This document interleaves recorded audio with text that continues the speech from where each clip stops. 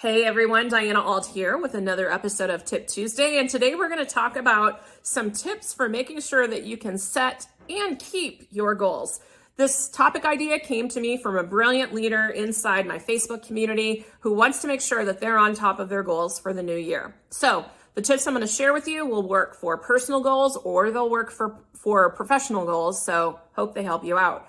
My first tip is actually to minimize the number of goals that you're pursuing, especially ones that you start at the same time. Anytime you're dealing with the start of a fiscal year or the start of the new calendar year, there's this big temptation to try to make a splash and start a bunch of new things at once. I don't want you to do that.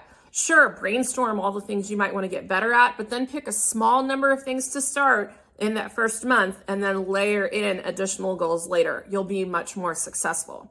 The second thing I want you to do is to get clear on why you're doing your goals.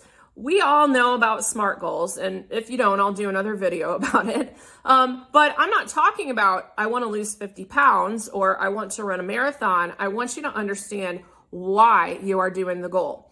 In my case, I've had a goal to do a little bit of purposeful yoga every single day for over 2 years now.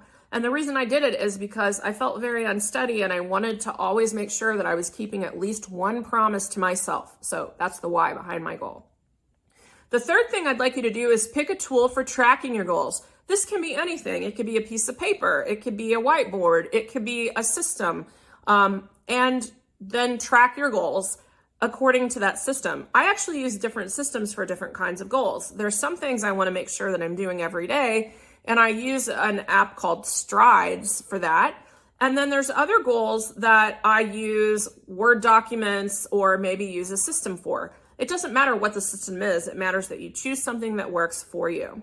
The final thing I want you to do is set time on your calendar to review your goals. This could be weekly, it could be monthly, it could be quarterly. I do a little bit of all of that because I review my week each week, and then I also set time each quarter and at the end of the year to do the things. It doesn't matter what your cadence is. I just want you to make sure that you put it on your calendar.